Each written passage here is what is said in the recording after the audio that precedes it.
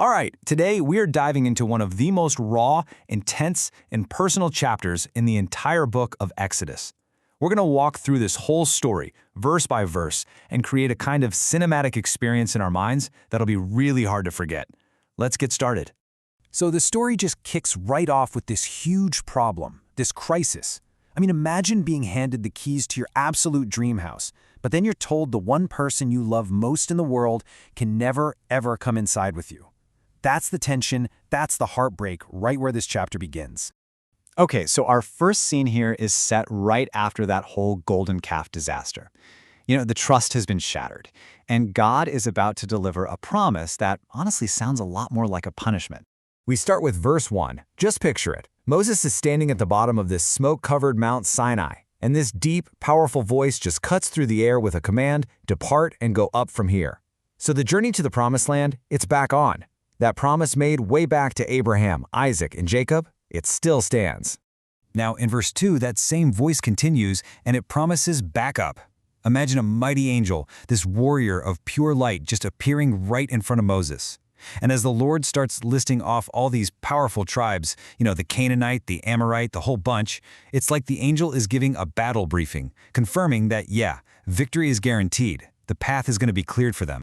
And then verse 3 hits. And man, it is a gut punch.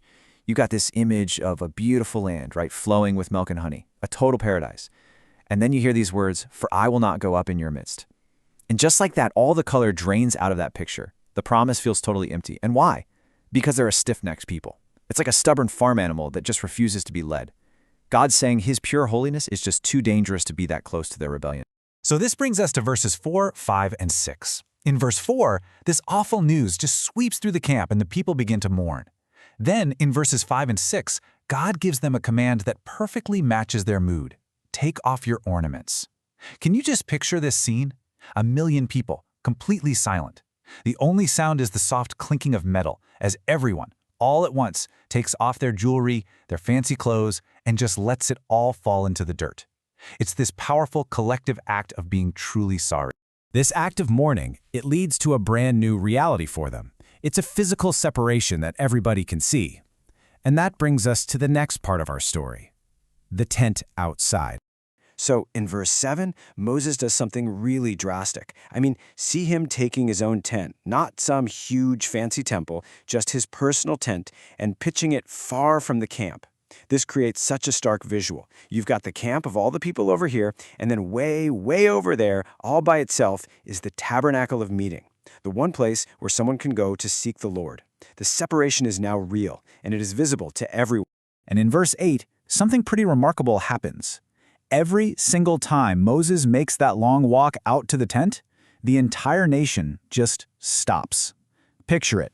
Every single person comes to the door of their own tent, and they just stand there in silent, watchful respect. They can't go themselves, but their eyes are glued to the one man who can go for them. And this all builds to the climax of the scene in verses 9 and 10. As Moses walks into the tent, imagine a swirling pillar of cloud just descending from the sky and landing right at the entrance, like a divine guard. It's the visible sign of God's presence. And back in the camp, when the people see it, they don't just watch. Every single one of them falls to their knees and worships, each at their own tent door. It's this moment of deep, distant awe. Verse 11 pulls back the curtain and shows us what's happening inside that cloud-covered tent.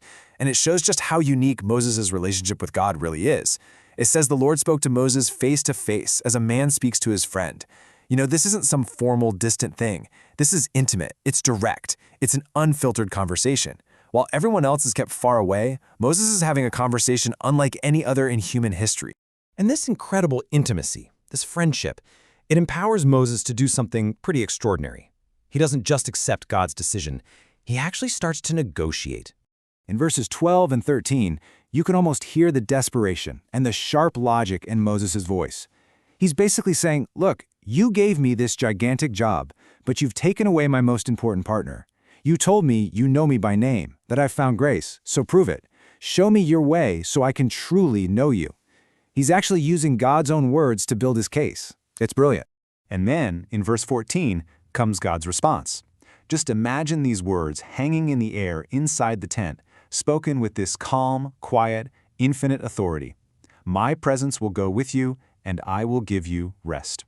It's a simple, profound, and what seems like a complete answer to everything Moses was asking for. But Moses isn't done. You'd think that would be enough, right? Nope. In verses 15 and 16, he does something incredibly bold. He doubles down. He says, if your presence doesn't go with us, then we don't go. Just stop the whole project right here. He's arguing that the land, the promise, everything, it's all completely worthless without God's presence. That's the one thing that makes them different from every other nation on earth. And in verse 17, we hit the turning point. God agrees. He says, I will also do this thing that you have spoken.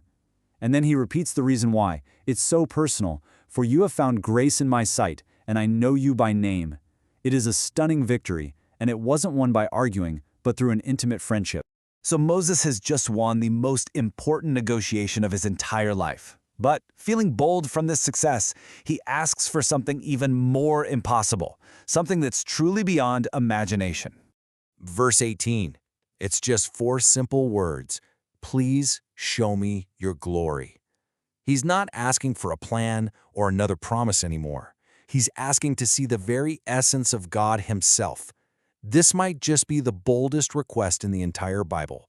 So how does God respond? Well, his answer in verses 19 and 20 is this beautiful paradox. It's a yes, but, with a really important protection.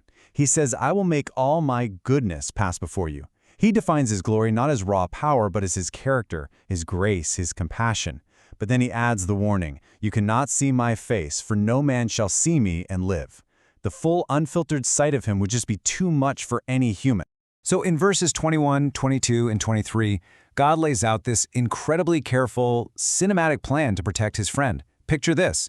God says, okay, first, stand here on this rock. Then a crack in the rock opens up. God himself places Moses inside it. And as the overwhelming presence of his glory passes by, imagine a giant divine hand covering the opening, shielding Moses from the intensity.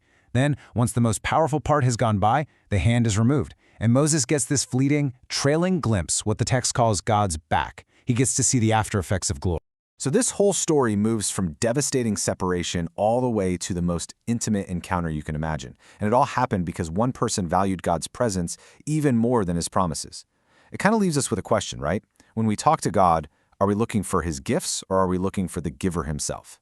If you knew you were a friend of God, what would you have the courage to ask for?